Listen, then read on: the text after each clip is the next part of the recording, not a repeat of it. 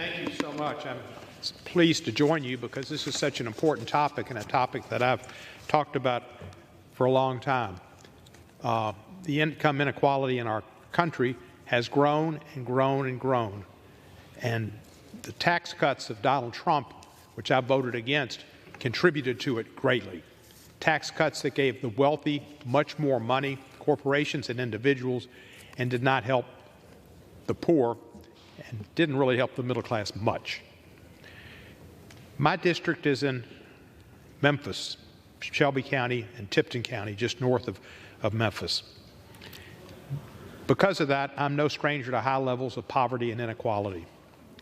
According to the 2023 Poverty Fact Sheet by the University of Memphis, 21.4% of Memphians live in poverty.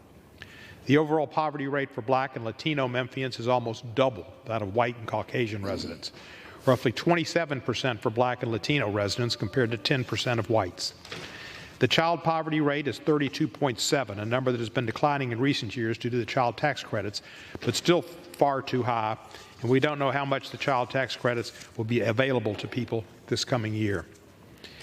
In 2022, the child poverty rate in African American and Latino communities was 3 times that of white families, 30% to 10.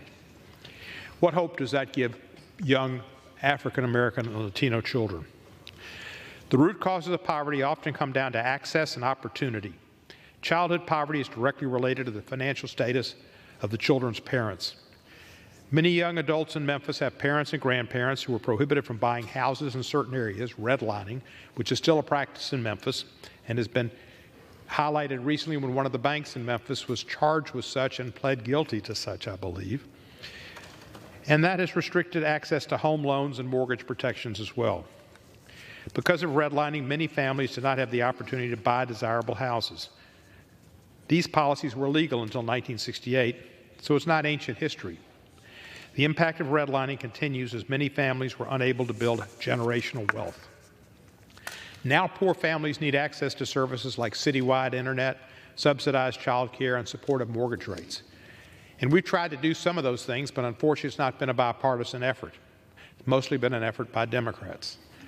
Tennessee is nationally ranked as a low tax state, but that's not the case for the poorest families.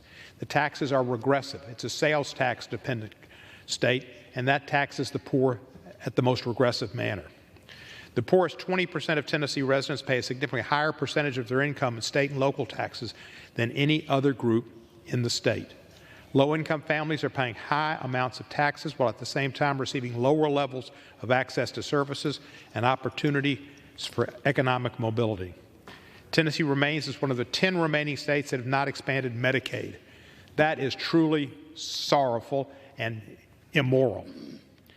If Tennessee were to expand as 40 other states in the District of Columbia have, lower-earning workers would have access to affordable health care, and their families would worry less about the impacts of seeking treatment for an illness. $1 billion+ a year have been turned down by our state legislature because they don't care about taking care of the poor. Matthew 25 talks about healing. I saw people that were naked and I clothed them. I saw people that were sick and I fed them, and I saw people who were sick and I healed them.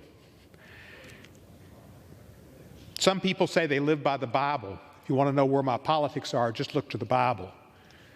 Well, some of those people that speak it the most don't know Matthew 25.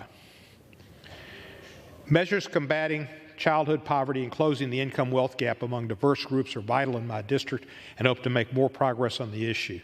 I'll continue advocating for the child tax credit, which Ms. DeLauro has championed, encouraging Tennesseans to expand Medicaid, and seeking additional funds for education and job training, and supporting other policy to help those in need. I thank Mr. DeSaulnier for having the moral courage and the will to bring this special order to the people that are watching. It's an important issue, and it pains me to see our country becoming more and more divided. Thank you.